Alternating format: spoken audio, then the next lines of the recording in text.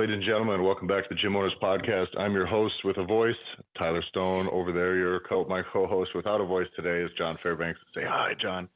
Hi. I'm going to speak for John on this one since it's too long of a story for him to struggle through. But John's been coaching youth football and baseball and everything at the same time this summer. So this has been, as a person who grew up with around basketball coaches, about springtime, about February or March, when your father's a basketball dad, all these guys, they talk like this. They're just dead from screaming in practice. You're screaming in practice. You're screaming in games. You're screaming at your kids at home. It's never ending. So the voice is gone. John will be contributing to this episode, but if it sounds a little strange, I promise you guys, his voice is normally more charming than it's going to be today. The good news is we got the memo that we were both going to go sleeveless on this episode, which I don't think either of us have done to the date. No, I've actually never gone sleeveless on a podcast, I don't think. I was just in a hurry today and had to run a bunch of errands, run the kid to soccer. So it's hot as hell. It's hot as hell, and they're putting a sinkhole back together in front of my house. So we had to delay this whole thing until just now. So we are all set, guys. We're ready to go. I hope you guys enjoyed last week's episode featuring Hunter Wooten from Hunter's Garage Gym up in Alaska. Hunter is one of the great success stories from people we've been working with for a long time. And he dropped some really incredible bombs in that thing for somebody who, these were a lot of the things he was talking about aren't things that he's been doing forever. So to hear him come to all these things via his own process and his own understanding and realizing these, what we describe as like a universal truth about business and marketing and coaching and fitness and human beings and all that stuff, I think it was, to be honest, it was one of the proudest I've ever been in this line of work. You know what I mean? Like, even as a friend, you know, I've known Hunter since he started coaching. I met Hunter the very first time at one of the seminars we did in St. Louis back with StrongFit. And was he 19, 20 Probably. years old, maybe something like that? I think he was 20 or 21. And his wife had surprised him because he was a big fan of StrongFit and the stuff they were doing, surprised him with the week of the seminar and coaches week, like for his birthday. He didn't even know it was happening. She had saved money. And so Hunter flew down, and it was, you know, someone was fully immersed there, ready to learn, wanting to be good at coaching, wanting to be great at coaching. He's come and visited us for StrongFit events overseas in Europe. He spent a month with us up there, training up there, as well as some of our other short-term things. And so props to Hunter. Check out at Hunter's Garage Gym on Instagram. They've been doing really good stuff. I want you to emulate his process, not his content. And that's the thing we're going to get into today. The coolest thing I want to just, as we're talking about Hunter, is watching him take the same approach for his passion for coaching, and now seeing him directly take that same energy and passion and now applying it to his business. That's what's really, really cool. Yeah.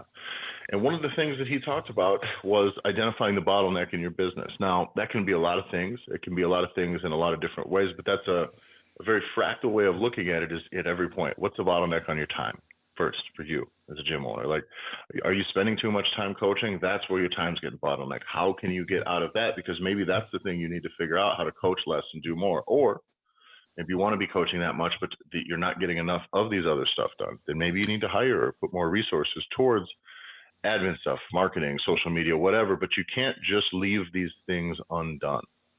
I really like that you dropped this as a specific poll question into our Gym Revolution group online. Yeah. It was really telling. Like, we got a lot of interactions in the group. So everybody that's in the group, thank you for giving us responses. But my hope is it was eye-opening for everybody to see, oh man, as a gym owner, I'm doing a lot of fucking stuff, man. Yeah. Yeah. And so that was the piece that, one, for Hunter, it's not just your tasks, right? That's the thing. Your workload, identifying your bottleneck is one thing. It's not quite what he meant when he was talking about it. It really is, what is the thing that you need to improve now? It's almost, what is your business's weakness right now? Yeah. What is holding you back? And there is a measure of triage to this, where you have to pick the most relevant thing that you can do right now, right? And for him, he said he thought it was coaching. He said, well, it wasn't coaching because he knows the people he's coaching are getting good results. So what am I going to do? Put more time into that than I already am? That's not a very viable plan. It's like if you're already, great at shooting 3-pointers, but you can't dribble the ball, catch the ball, walk or run, and you're 400 pounds. Well, you got some other things to sort out before you're going to make it to the NBA, and that 3-point shot ain't it. Right. And Hunter did a great job of running through that. Then he just realized, all right, well, he had fixed his offer. He had got his sales process kind of figured out. He got a process that now he could practice, that he knew at least was tried and true a little bit. Right. And something that he could tune up. And then now what was it? Well, I got to get experience. I got to get reps, right? Just like if one of your clients wants to get better at bench pressing. Well, if they don't ever do any research or effort or practice with bench pressing, well, how the fuck are they going to get any better? And I always want tying these things into fitness analogies, because it really is the same thing. We're trying to get better at something. We need to put resources, we need to put energy, we need to put thought, learning, effort, practice, reps, all of it into it. So one of the things that I want to get into is, let's cover this from an athlete standpoint first, right? If you're an athlete, anytime when I work with athletes that have a specific goal, one of the first things that I want to have them do is self-identify some of your 3 biggest weaknesses that need to get improved. Because I see, guys, so many athletes in combat sports, in regular sports, in strength sports, in team sports, they have weaknesses. They know what they are, and yet they never really look them in the face and say, I'm going to make this better. And I can tell you, the ones that are great or the ones that do well all do this. They go, fuck, I am bad at this. I'm going to get better at this because this is the hole in my game. And I don't see that with gym owners. It's very, very frustrating. Gym owners that can't sell, are terrified of selling, and they just go, well, fuck, I guess I'm just going to be poor. Well, I guess you can settle that, but that's not a plan for progress. So if you want things to be better, doing nothing about it sure isn't a part of that plan. And I think you have to be pretty advanced, honestly, to step back and say, well, I guess I'm just going to be poor. I think it ends up being something even more dangerous. I think it ends up being subconsciously, because or you feel like you're not very good at sales, or it's uncomfortable, or how you've seen it done in the past has been so poorly executed that subconsciously you're just avoiding it. Yeah. And with that avoidance leaves you staying very busy, being busy, doing other things.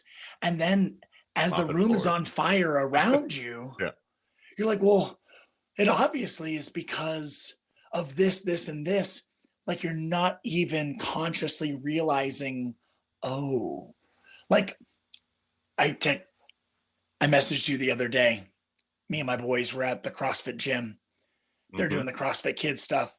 And I'm listening to some diehard CrossFit athletes that are talking about how their just shoulder is so pissed when they do muscle ups or do kipping pull-ups. Yeah, they said pull-ups.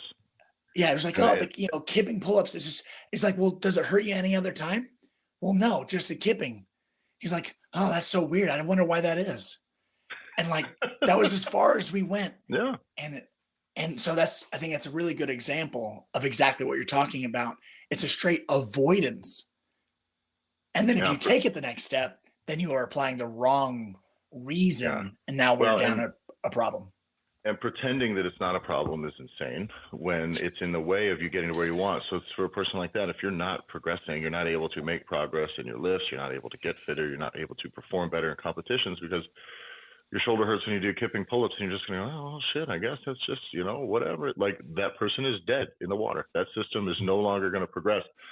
And this is a thing when I talk about having athletes self-identify what their issues are. It's the thing that I do in sport. It's the thing that people are good at do it because people that are naturally good athletes, the truth is a lot of the times they just expect better of themselves all the time, which means as soon, and John, you've seen it, you've played sports at a very high level. You played Division I football, won some national championships. I did none of those things, but I got pretty big and strong, and I tend to be a fast learner when it comes to athletics. Sure. And I've been around a lot of really high performing athletes.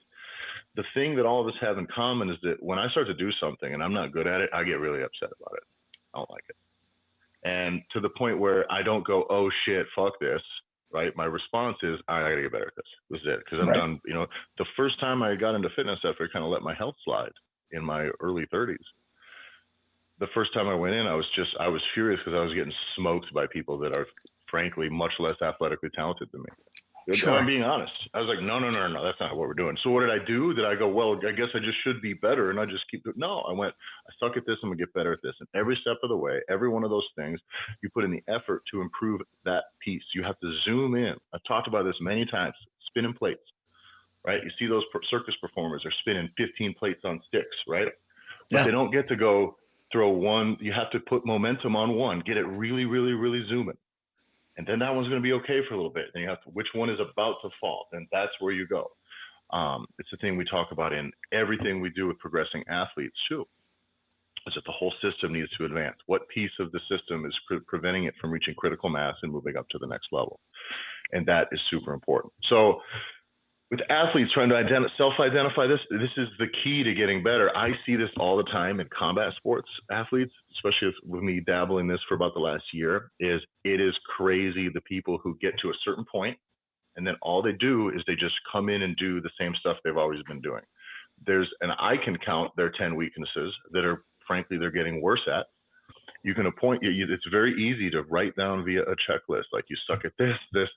These are the things that are holding you back. And then not just that, then there are very specifically drills and development strategies and training that can be done with each thing to improve it, right? If your footwork sucks, if your jab defense sucks, if your takedown defense is terrible. Like there's a lot of, if your conditioning is bad, if you're just simply too heavy and carrying around too much body, all those things are a part of the big picture.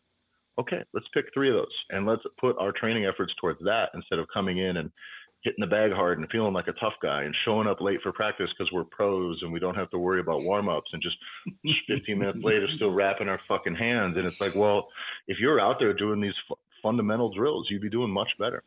Right. One of the great people that I've seen as I start to look into this boxing and MMA stuff is Coach Barry Robinson on Instagram. It's Coach Barry Robinson, all one name. And his thing is that in all other sports like basketball, what do you see the pros doing? What do you see Steph Curry doing? What did you see Kobe Bryant doing all the time in the gym? They're doing the basic stuff. They are literally doing dribble. They're doing left, right. They're doing the same stuff at a higher level, more frequently and better than 3rd, 4th, 5th graders. They're doing those same drills and getting better. They're not coming in practicing spinning around, fall over shit. You're able to make those shots because you're always able to develop your base and come back to your base consistently because you repped it a bazillion times. Right. And that's the thing. But kids see a trick shot in a game. And now what you see is kids practicing fadeaways when they can't even get their fucking feet under them to shoot.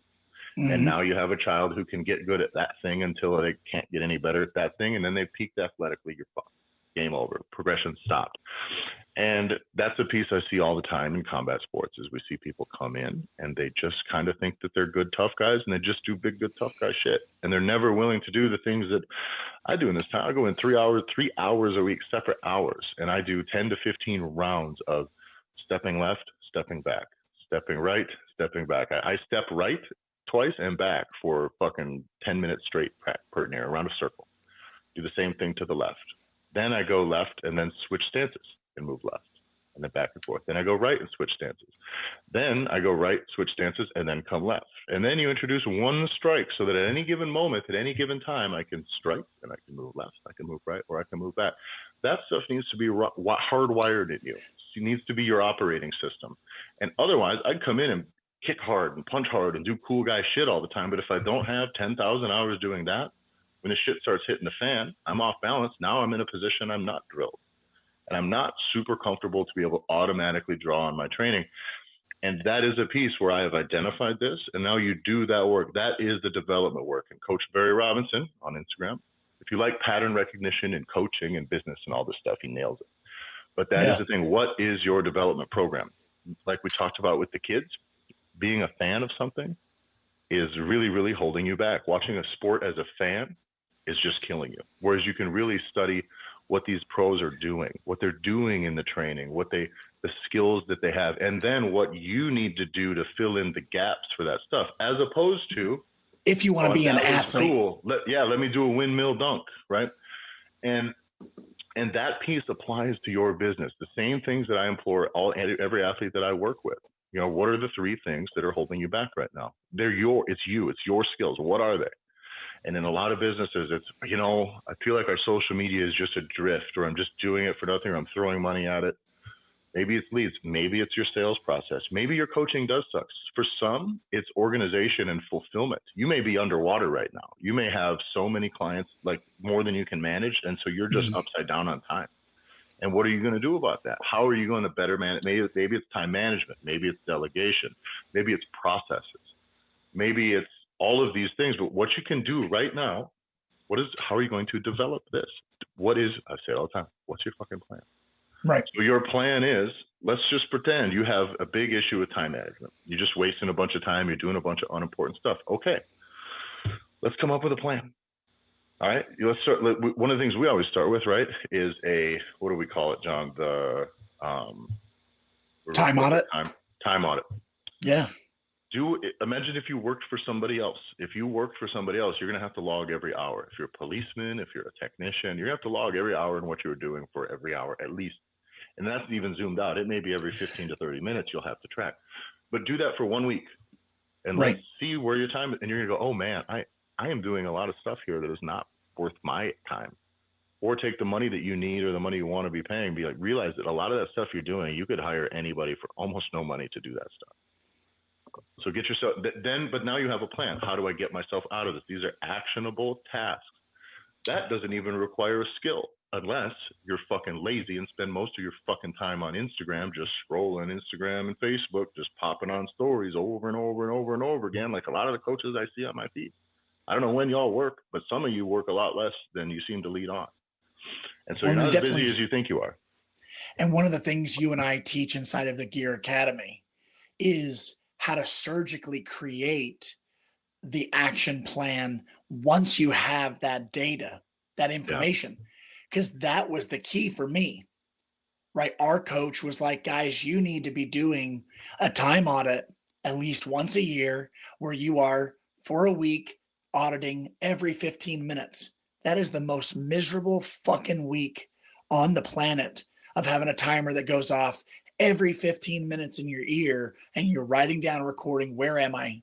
But man, the value we got of being able to say, what was our yearly, quarterly, monthly, weekly, daily, being able to get that surgical has allowed us to, 10x what we were going to be, at least just our brain of what we knew we wanted to do. And then the time that you have also that's free time is better used. You know what I mean? Like you can actually have free time too. It's not just about taking this time and stuffing it into your business. It's instead of grabbing fucking 10 random minutes of free time every half hour because it's in between some inefficient shit you're doing all day long. You know how much that costs you? Like it's kind of ends up becoming pretty costly. You just kind of fuck off a lot when you can just be more busy, more focused, and then really check out. Like my days are really nice now. I coach, we do these things, but it's efficient. And then I get to train, and my days now are productive, very effective. And I also have pretty good grasp on my own time throughout the day to day. So that's just on time, right? Right. There was one thing that I heard recently on this topic, which was the idea where someone goes, but what about that work-life balance? We got to have balance. What about that work-life balance that exists? And the guy that gave the response I kind of liked, where he goes, well, it's funny. He goes, when you think about balance, you're talking about equal on both sides and keeping things equal. So you're in an equal playing field. He goes, but I really don't look at work and life being equal as far as a balance. He goes, it comes down to priority. And what is priority when? So for me, I know family time is one of those things for me, which is a sacred time. So it gets prioritized at a certain time of my day. But I will tell you what, if family time starts to creep in when work and certain tasks are supposed to be priority, it's like, no. The family time, you got your time. It's in Yeah, we 4 built that hours into from the now. system. We built that into This the now, system. and that's it. So I Yeah. think it's understanding, just like you said, when it comes down to time, is really start to make a priority. But you got to know what you need to be prioritizing and what's a Yeah. total fucking waste of time right now. So let's go in one other direction, right? The one thing we always talk about a lot. What if your coaching isn't great? Or what if you're new to coaching? Or what if you have some staff who just needs to be coached up? Also, you have coaches who need to be better coaches. Is it better for you to work with them for 3 hours a day, every day, having them shadow stuff or not being profitable? Or are you better to farm that out? In my opinion, find someone you trust, people you learn from, and just plug them into a program and empower them to do this. You want to get better at coaching, pay somebody to teach you how to coach. But that is one piece, right? Again, like our 400-pound 3-point shooter. He doesn't need to worry about the 3-point shot, but he's got to lose some weight. In that process, there's going to be more things than just putting down the fort. So there's a lot of things that they can be doing other than just losing weight during that time. And so for you in your business, yes, you have coaches. All right, what's the solution? Are you just going to spend more time with them forever? Or maybe you are. Maybe you're going to coach them up yourself. And that's, by the way, it's viable. If you don't have money, you have someone who's ambitious, maybe you're not spending a ton of money on them and you want to bring them up to speed on coaching stuff, how to be a good coach. Then you need to start setting performance goals. And that's another thing that we've talked about, is either data or constantly checking in to hold them accountable to their own progress, which means meeting with them, identifying their weaknesses as coaches, coaching them through some of those things each time, allowing them then to coach somebody else on it, or to prove that they've become, prove their comprehension now of the subject. And then you can turn them loose on that subject. And that way, every single week, this coach, instead of just you dealing with them constantly and hoping they get better, they have a real development program. They have a real plan to getting them better. They actually have the ability to get better, instead of you just sitting there going, man, I sure wish this guy was sharpening up a little bit. Having managed human beings in different industries, this drives me more crazy than anything else, because I got training and coaching on how to work with people and manage people that helped me escalate my ability to manage humans quickly. And when I watch people just be like, I don't know why colleague one or teacher one or coach one just isn't doing it the way I want them to do it. Because the very first question I ask is, well, did you tell him? Yeah. Oh, well, no, this is something that he just needs to know. I'm like, fuck that. You have to tell people. There is a misunderstanding. There's a lot of folks in this world that are just going to be teachers for 35 years, and they're going to love teaching 4th grade.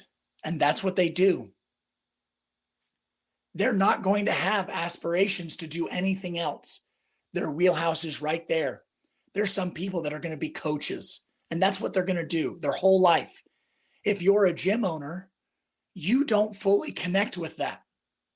You had a calling, an itch that caused you to go up, which means you were probably doing a couple things extra. You just knew intuitively, or you had coaching. To assume that your coaches or the people that you work with have that same itch or that same calling, that intuitiveness to just do the right thing, quote unquote, is you are fucking them. You're screwing them over when you could be getting them coached up. We have seen a lot of this stuff where we don't hold them accountable to their coaching, or when you have coaches that you need to do other things, that they don't do them because that's not what they want to be doing. And by the way, maybe they could pick up on them, but you didn't really define what the work was. You didn't define some metrics and some measurable stuff to hold them accountable to their performance or even the effort that they need to put into it. And you just let them go off. You say, here's what I'd like you to maybe kind of do. And then you just turn them loose. It is a thing in human nature that we will always find the most comfortable path. It's true. This is how society is defined. There's a reason that we don't go out, and I don't wait till I'm hungry and then go out and try to kill and farm something and eat it. It doesn't work that way, because that's just not, eventually it's going to be more efficient if tell you what, let's just get a few guys together. Let's go kill enough food for 6 months. Let's fucking do the whole thing. Now we have all this stuff. I talk to this with people about nutrition all the time. It's like, hey, we're always going to find like the easiest, most efficient way. Like comfort is the thing. Comfort is what human nature is trying to find more comfort. That's how we built houses and air conditioning and heat and cars and all this stuff. It's a great driver for innovation, but it also can stifle your ability to really be truly ambitious in the moment. And when it comes to managing employees, you need to understand that human nature is they're going to get away with whatever they can get away with. And trust me, they will.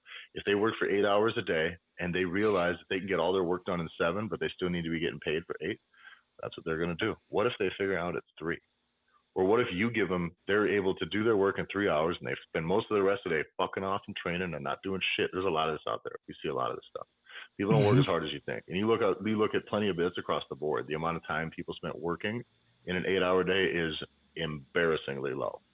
It's a big issue in the United States. Big issue everywhere, but it's much worse in the US.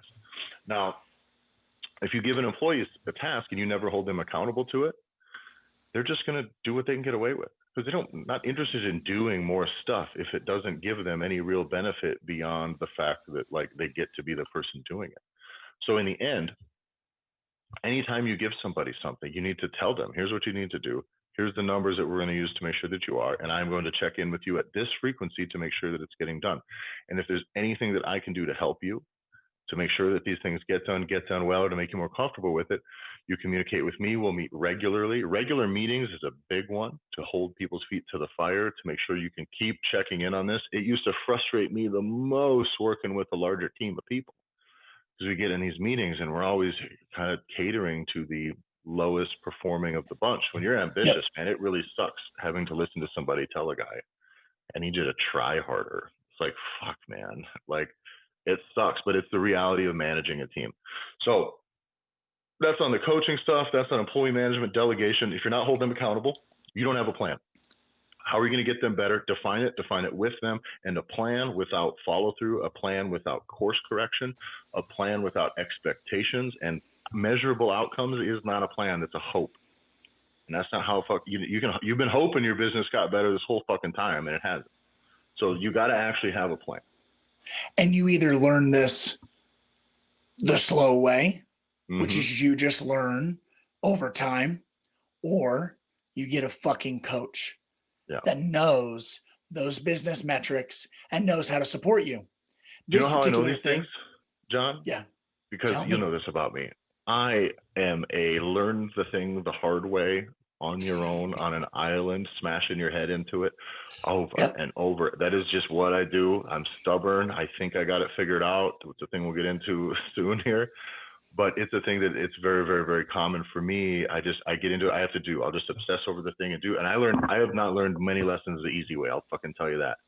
So just trust me. Save these. You don't need to. You're going to feel, every time I get to this, every time I feel real fucking stupid. Every single time. God damn it, I knew better. I knew better. I just knew better.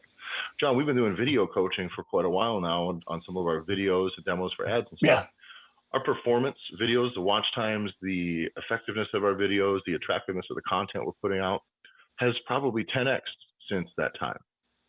And up until then, John, I had probably 500 hours, more than that now, of like podcast content in multiple different words. I've been on camera for hundreds of hours, speaking in public over and over again. And I thought I had a handle on it. And then every single time we make a 60-second video and shit just gets picked apart. Like, fuck, I thought I could just get by being charming. And as you get older, you're not good looking enough. Nobody gives a fuck about you. So you can't get by on that either. So you just have to fucking get better at the thing. And I learned every single lesson of this the hard way, from ads to copy to, not offering upsells in service, not offering higher levels of service, not making good ads, not using your own personal social media, not leveraging personal connections, not hiring somebody when it's time to just hire somebody when you don't know. Those are the things that you do need to just be willing to get. Those are your shortcuts, right? That is your shortcut to your development. And by the way, you'll know that. Do you know why you and I finally hired a coach for videos? It's because we're like, okay, I think this is a thing we could get better at, because it seems like we're just talking into the void. I just don't seem like I'm getting a big pullback from it. And so we said, all right, fuck it, let's go. We knew some people. So we came up, identified the problem, came up with a path forward, and then we executed that path. And we constantly now we check in every week. Even we have to bump some of our time that we do it. Every week we check in on, all right, we're going to do this then, or we're going to do this when, and now we're going to work on this content here. Just that plan. What do we get? Like a 20% increase in growth in like 3 weeks? Oh yeah. Overall, just poof, just from sticking to that plan and not even completely sticking to it. And the way we knew who to choose. So the confidence, because this is another piece, is the network we have been building. I got a guy that I played ball with in college. He went and played in the NFL for several years, was real successful, and he's done now. And he's doing tons of highfalutin businessy type shit now when you got millions of dollars to play with. And he had an interesting thing that he spoke about at a recent conference, which was he wished that he could do the NFL over again for the only reason for him to fully understand the networking potential that was at his fingertips that he didn't realize until the last couple years in the league.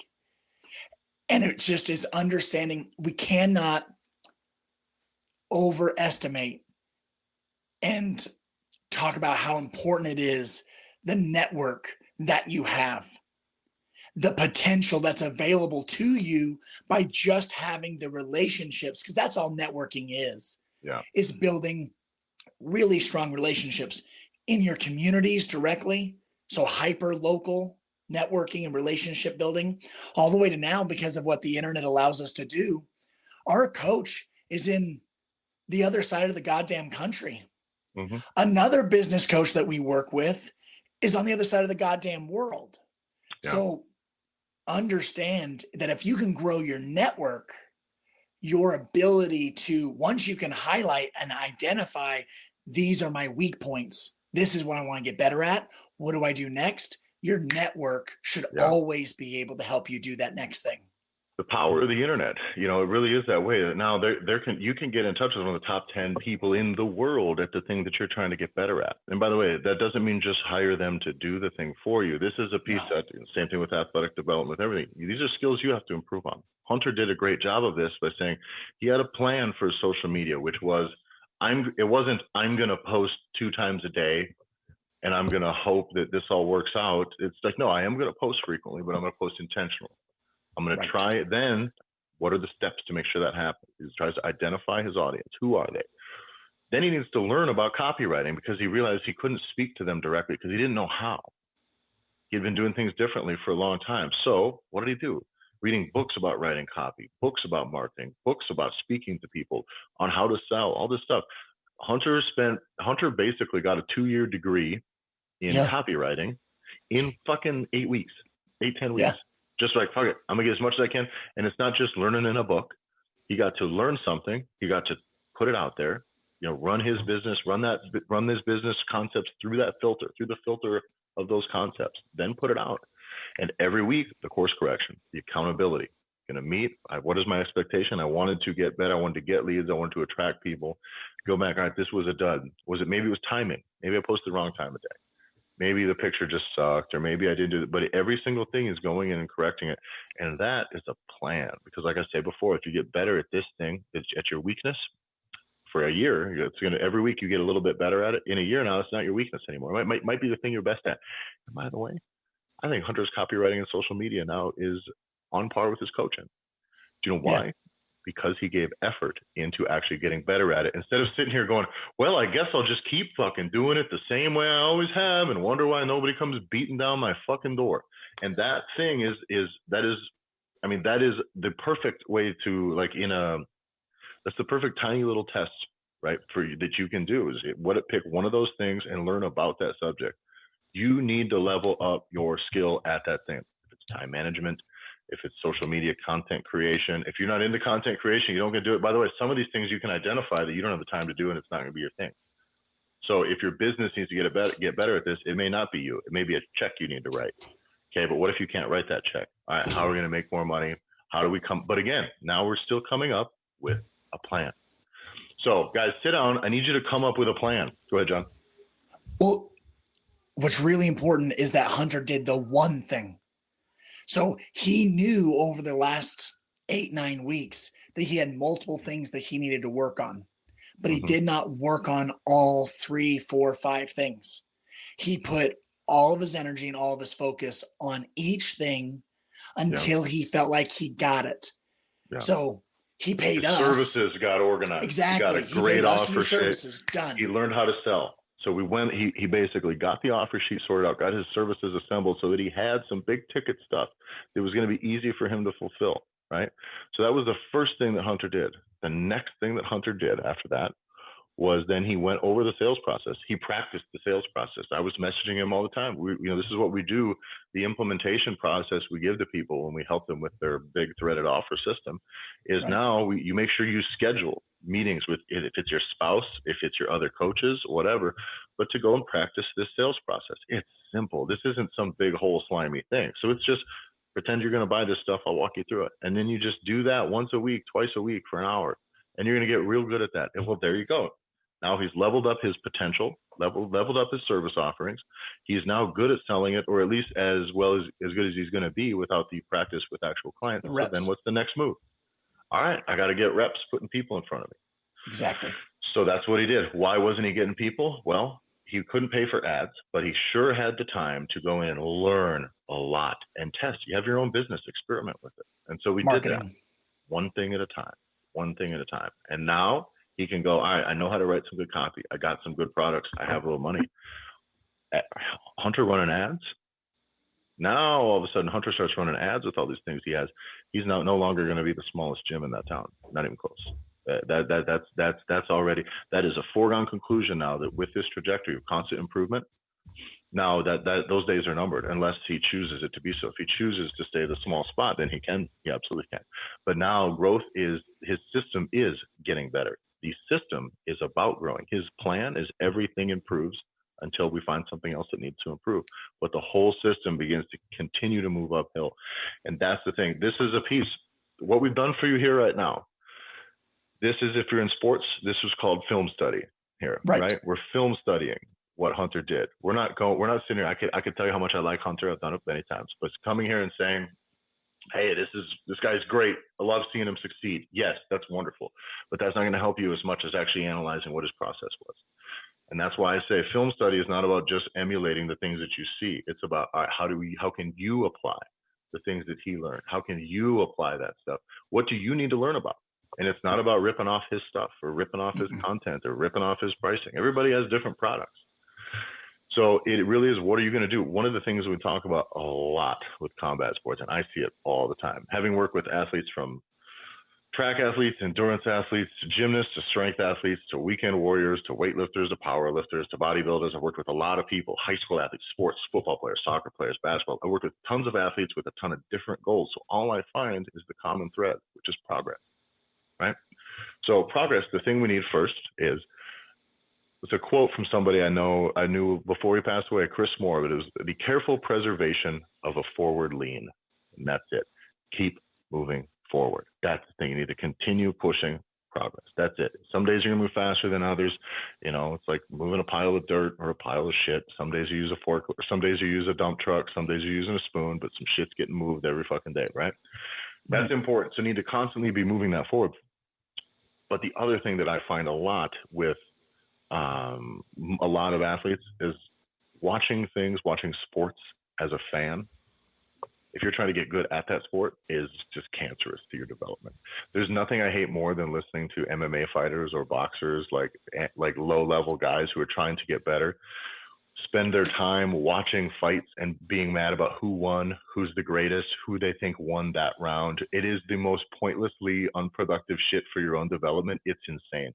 And what they do is you take what could be a moment of where you're going to watch the best in the world do the thing, and you're going to learn what they do well, what gaps you can bridge between your performance and theirs, what drills now you need to do, right? What things do they very specifically do that you like? Now I can plug in some of those gaps. I can fill those in. I can work on these. If it's footwork, if it's stepping left, it's being able to switch stances, if it's head movement. All right, what are you actually going to do other than sit there and just fanboy? Right. Which is, you know what I mean? Film study versus being a fanboy or fangirl. Film study. I promise. And that's what you need to do with business. Quit looking around and like liking other businesses out there that do cool stuff. Quit being so enthralled by all this other content that you're seeing. If you're not looking at it and going, what can I do? How does this fit? How does this integrate into my system? What can I learn from this?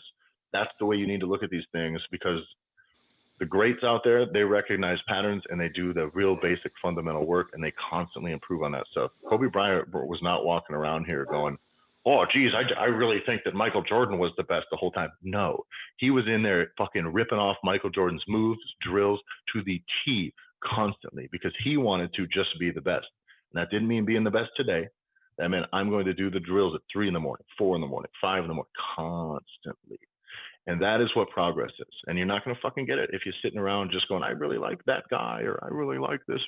Their social media looks cool. There's nothing worse for your business, I promise, than you seeing another gym that has cool social media content. Because I promise you, if it's cool to you, it's not as cool to their client, to the potential client. I promise. So you need to strip that lens off. Quit fanboying over shit. Be a professional. Be a professional, and a professional needs to make progress. A professional doesn't live with weaknesses like that. You don't tolerate it. Every time you get better at something, you should eventually find something else that needs to be improved. This is body dysmorphia of your business, right? I know a lot of really jacked people. For me, like, Yep. if I'm being honest, if I look in the mirror now versus when I was 60 pounds fatter, before I ever got into fitness, now I still go, okay, this needs work. This needs work. This needs work. It's the truth. Exactly. And it's not crazy. I like myself and the way that I look now more than I did back then. I absolutely do. Except before, what I was looking at when I look in the mirror and see brittle fat Tyler, I would look at it and I would go, just not think about it. And that's what you're doing with your business. You go, oh, I guess that just is. This is what I am. This is what this is. And so, yes, I didn't go, man, I sure wish I had a little less fat under this pack and a little less here. I got to tighten this up a little bit. It's minutia. But the fact is now I am making progress, and I will continue to make progress forever, because I identify a few things, I get better at them, and I move that needle forward. Yeah, because you have the fundamentals taken care of. Yeah. Like, once you're checking the box of those fundamentals, then you can start focusing on the minutia. And I think that would be one of the biggest takeaways I would want everybody listening, outside of having clear action items of what you're about to go do, which is identifying start with those 3 weaknesses, those 3 things. If you step back and you're honest with yourself of what's going on with your business, like, that's important.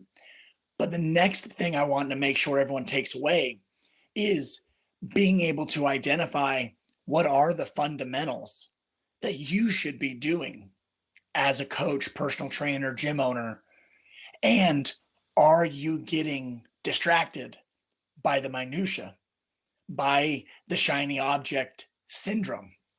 Because I think that there's too many of us that think the solution to our problems are Facebook ads, is social media. And that is why you and I harp so often on the importance of the order in which you do things. The order that Hunter did things is directly correlated to the success he's having now. Mm-hmm. And I think it's so important to avoid that trap that social media, we should post minimum 5 times a day, Tyler. I heard this. Yeah, I won't go. I'll tell you what, I will tell you this. I did some work for a company one time, and I was supposed to handle one social media account. And I said, oh, we need you to manage this other one of ours too. I was like, okay, yeah, it seems reasonable. I didn't realize that was part of the equation, but I wasn't going to put my foot down for one. I was like, yeah, okay. And then their plan was not anything in particular. It was just, we need you to post up to about 5 times a day. And I said, I'm definitely not fucking, just looking dead in the face. I'm not fucking doing that. It's just stupid. Like, you know what I mean? That's how you know that that's a person checking boxes. It's a more is better bullshit. It was out of that thing. And there's some of the dumbest social media ideas I've ever heard was out of those same mouths, to where you just know, like, oh, you can't be doing any of this on your own. And I don't know that I want to be dealing with this shit. But yeah, if anyone's telling you to post 5 times a day, by the way, there's nothing wrong with posting 5 times in one day if you have content that's progressive and engaging and moves from one to the next thing, or especially with stories and things like this. If you're posting 5 times every day, it's a fucking waste of your effort, energy, money, and content. Because is any of it good? Is any of it really matter, or are you just blowing your own fucking horn? better have a lot of the other stuff done. You know what I mean? was looking through that business's content collection. If I was just to burn a post and not create anything new, just burn all of the photos the organization had Sure. in front of them, I was like, okay, well, we're going to be done in 85 days. For the year. You have a plan. For the You have year a plan for beyond this. of You what don't you've have collected. any more content, and so it was yeah. So again, more is not better. Mhm. Don't start posting 5 times a day. Just do a thing and see how it goes, and get better at that thing. You know, post once a day, once every other day is fine. Twice a week is fine. But whatever it is, make it have a fucking purpose. Instead of mindlessly posting 5 times a day is a lot less effective than thoughtfully posting with a plan once a week. I promise. Right. So you don't have to do more, but find a way. Guys, we threw a lot of stuff at you, but let's again, develop your business. Come up with a plan. It's the same thing we talk about with assessing clients, right? You know, get a true assessment of where you're at right now. You know, kind of where you want to be. What are the holes? What are the first steps? Triage, weaknesses. What do we need to actually do to fix them? Because knowing that, you know, you have problem A, B, and C doesn't solve problems A, B, and C. Throwing money at A, B, and C doesn't solve those problems either. But all right, what now? What actions can we take to improve this? You know, and it may just be effort, focus, and accountability. All right, we're going to try, and we're going to look into this hard, and we're going to check in on it every other week. We're going to look back, and that's what you can do with coaching. You can do it with marketing. You can do it with social media. Do it with your sales process. If you're having sales meetings, depending on the state you live in, put your phone down and record it. Have a conversation with a person, but just have it recorded. Don't be weird about it. If it's legal, I'm not asking you to break any laws, but they're depending on the state that you live in, you can record someone without their consent, or you can ask them, say, hey, Google. for my sake, for me to get good at this, can I, you know, I'd like to record our sales conversation just so I can tune up. People, some may not like it, some may feel it out, but getting a few of those things where you're practicing selling somebody through running through your sales process, hearing your own voice, hearing the objections, hearing how the things flow, hearing that it's maybe not as awkward as you think it is, because it usually isn't, if I'm being honest. I promise any sales process you're recording, you think you sound more awkward than you do. And that is a great way to do it. Now you're going to go back and you're going to listen to it. And as a person who's been on podcasts for a lot of fucking hours in my life, you're going to get over the fact that you hate listening to yourself talk, and you hate the way you think, and you hate your voice, and you hate the words you choose, because eventually then you're going to go, all right, I wish this was a little bit better. Mm-hmm. Guess what? That's how everything goes. So do that. Again, if you don't have data, you don't have something you can look back on, find a way to get it. So effort, focus, accountability, identify weaknesses, run through that stuff. We help people with the really specifics then on what are the things you can do in between those, what those really need to look like. How do you identify the right stuff? Those are things we all do in the Gear Academy. If you want to get on the Gear Academy, we still have it rolling until the end of August. You can get into that for $4,000 for the year. Or if you need to go monthly on this, we can do it for $5,000 or $5,000. We can do it for $500 a month. The price will be going up after the end of August. It's going to be going up to $5,000 for the year or $500 for the month. But that's kind of the jam. So if you want in on the Gear Academy, you can shoot me a message at Tyler F. and Stone. You can also get into the Facebook group for free. We have a lot of good conversations starting in there. We're going to be continuing to offering more. That's going to be the resource for gym owners here we're trying to put together. That is the Gym Owners Revolution. That link's going to be in our description for joining the Facebook group. You can also message John or me with any questions. John is at jbanksfl. His typing works better than his voice today. So, Indeed. Thanks a lot for listening, everybody, and we will see you next week.